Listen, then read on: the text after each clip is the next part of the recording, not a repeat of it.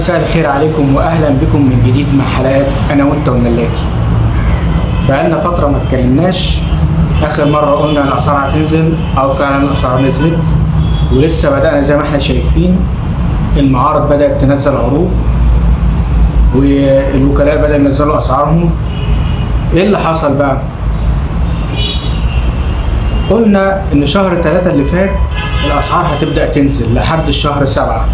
الفترة دي كالعادة ما كل سنة ما بيبقاش فيها بيع قوي، غير ان الاسعار الاوفر خلت الناس ايديها بقت تقيلة في البيع والشراء. اللي عايز يشتري، اللي كان بيغير عربية مرتين 3 في السنة، بقى بيستنى شوية على ما يمهد نفسه علشان يغير مرة في السنة بالكتير قوي.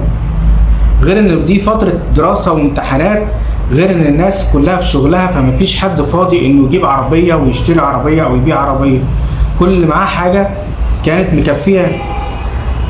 فبدأنا فعلا الأسعار نزلت لحد شهر 7، ثبتت شوية أو يكاد يكون زادت سنة، لأن طبعا الفترة الصيف والمصايف والرحلات والناس اللي جاية أجازات من بره بدأت تنزل، واللي عايز يشتري عربية علشان يقدر يقضي بيها الصيف مع أولاده ويصيف براحته. فبدأت الحركة تزيد شوية، بس مش بمعدل السنوي بتاع كل سنة. يعني ممكن نقول ان الحركة زادت من 1 ل 2% بكتير قوي، غير الطبيعي بتاع كل سنة الحركة كانت بتزيد من 80 ل 90%. السنة دي مع ارتفاع الاسعار المهول والناس المترقبة، وبدأت الاسعار في شهر 7 يعني تثبت شوية او تزيد سنة. الناس اللي هي بدأت تشتري وتصيف.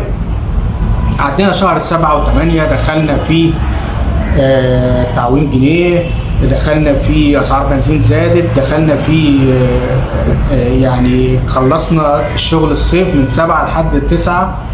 شهر 10 اسعار البنزين زادت تاني، بدأت الحركة تقل تاني خالص ووقفت عامة.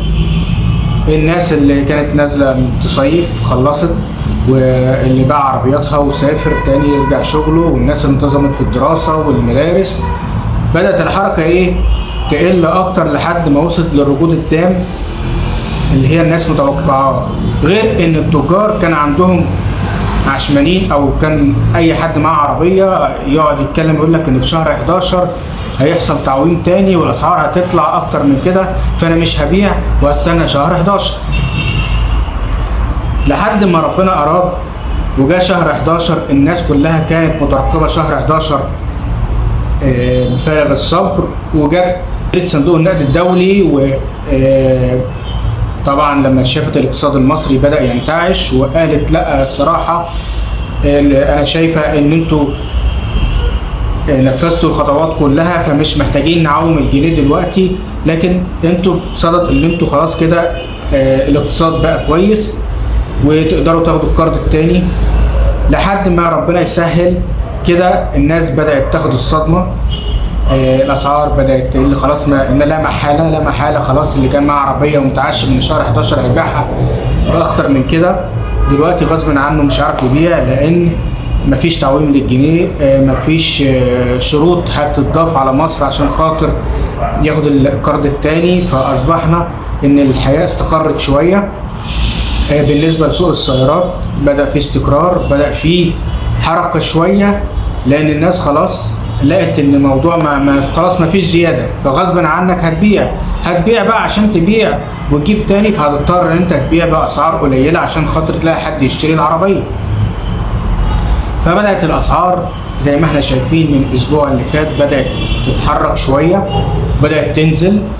وفي الفترة اللي احنا فيها ديت أصلا في ركود، مفيش لا بيع ولا شراء، فهتنزل أكتر وأكتر. غير اللي احنا داخلين على سنة جديدة، عندنا موديلات 2025 نزلت، يبقى في 24 و25، وفي ناس عندها مخزون من سنة 23. طبعا اللي هيقول لك لا الكلام ده ما ينفعش وما فيش، لا في لحد دلوقتي ناس عندها مخزون من 23، لان كان كله متعشم من الاسعار هتزيد تاني وهيبيع وهيعوض الخسارات بتاعته. طبعا ما فيش خسارات لان كله كان بيبيع بالزيادات.